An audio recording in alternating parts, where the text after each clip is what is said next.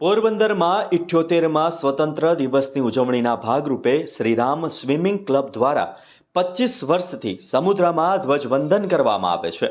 ભારે તોફાની મોજા હોવા છતાં સમુદ્રમાં ધ્વજ લહેરાવવાની પ્રથા યથાવત રહેલ છે.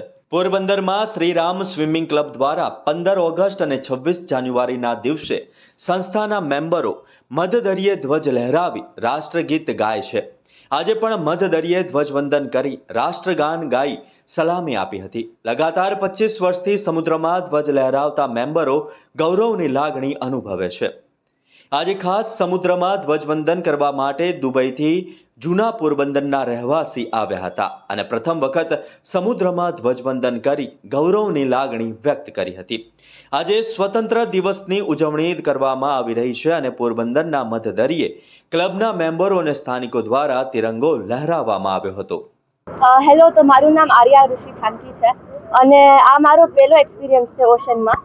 કારણ કે પહેલાં તો હું સ્વિમિંગ પુલમાં જ કરતી, પણ આજે પહેલી વાર મને થયું કે આજે છે ઓગસ્ટ 15 તો આપણે જઈએ અને નવો એક્સપિરિયન્સ ટ્રાય કરીએ. તો મને બહુ જ મજા આવી અને આઈ થિંક હું પાછું આ શ્યોરલી કરીશ.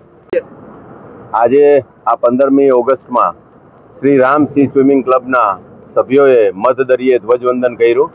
છેલ્લા 25 વર્ષથી આ ધ્વજવંદનનો 26મી જાન્યુઆરી અને 15મી ઓગસ્ટના ધ્વજવંદનનો કાર્યક્રમ મધદરિયે યોજવામાં આવે છે. આજે આપ જોઈ રહ્યા છે કે દરિયો રફ છે ચોમાસાના લીધે, તો પણ બધા શ્રીરામ સ્વિમિંગ ક્લબના તરવૈયાઓ, એમાં બાળકો, બહેનો અને ભાઈઓ બધાએ અંદર જઈ અને મધદરિયે ધ્વજવંદન કર્યું.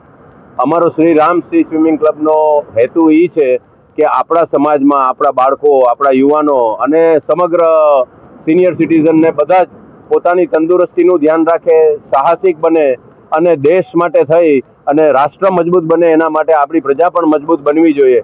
આ હેતુને સર કરવા માટે થઈ અને તરણ સ્પર્ધાનું પણ આયોજન કરીએ છીએ અને આ ધ્વજવંદનનું પણ આયોજન કરતા રહીએ છીએ.